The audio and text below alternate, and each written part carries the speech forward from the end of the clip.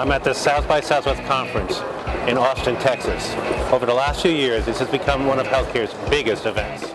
Long lines were a common sight, and one of the longest was for Vice President Joe Biden's speech, launching his cancer initiative.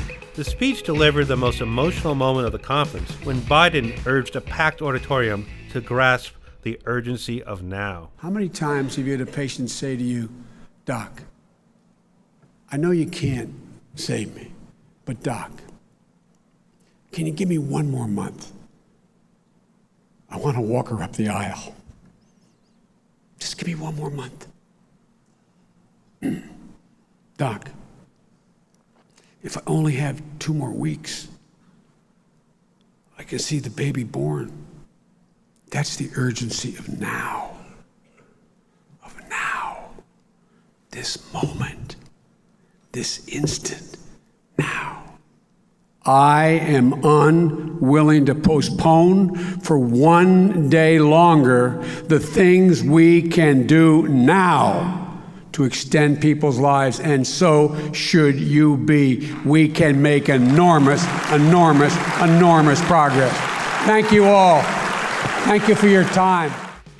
The next morning, J&J CEO Alex Korsky and IBM CEO Ginny Rometty shared the stage to discuss how advances in technology make it essential for companies to form fertile new collaborations. The importance of building partnerships, of looking for ways of incorporating new ways of digitization, of smart instruments, of better connecting the healthcare system is critical to everything that we do. And in this case, look, we've got a number of things. We're working with IBM and Watson right now, and how do we incorporate some of the artificial intelligence and some of the other tools that only Watson can provide to better research and develop very early on pharmaceutical products. And it is more of an idea of value-based care, because with all this data, marrying the behavioral and the clinical together and predicting what's going to have the best chance. If you do certain things, your body mass is a certain way, and that's the kind of work that we're doing together. And I think in some ways, I don't know, Alex, if you think of it this way, it changes from a product to now you have a service. Inspired by Gina Rometty's talk, I took a walk over to the IBM installation. And then beyond that, we applied the machine learning that we showcased with Jeopardy and train it to very specific users and very specific questions. It's always about Watson being the advisor or the augmented intelligence behind a professional and helping them do their job better. Beyond Watson, scattered throughout the streets of Austin, many innovative companies were showing off their latest tricks.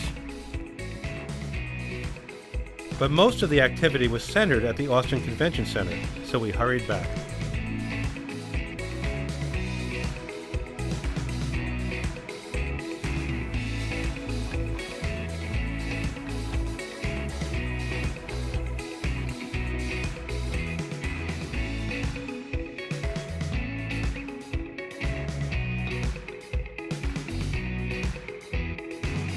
Of course, it wouldn't be South by Southwest without Austin's famous nightlife, where otherwise rational interactive professionals go a little bit nuts, which can make the morning session somewhat painful and lightly attended. So after 4 days at South by Southwest, here are my 3 key takeaways. With advanced technologies from IBM, Microsoft, and Google focusing on healthcare, partnerships have become a necessity for big pharma.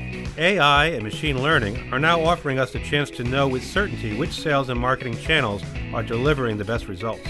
There were dozens of presentations of virtual reality, but this is a technology that is still more buzz than business. While powerful in certain contexts, claims that VR will grow faster than iPhones seem to be virtually unbelievable. Perhaps the most insightful observation may have come from my friend and colleague Brendan Gallagher, who has attended this conference for the last 7 years and is frequently asked the same question I often hear: why does South by Southwest matter? It's a springboard for bravery. Like it's a, you look around, you see what everybody else is doing in their careers and their businesses, and you see these unlikely partnerships that are forming, and you go back to your office energized to do something really brave. And for us, I think, with Publicis Health, I think those are the types of clients we want to make. because there aren't that many of them out there to find.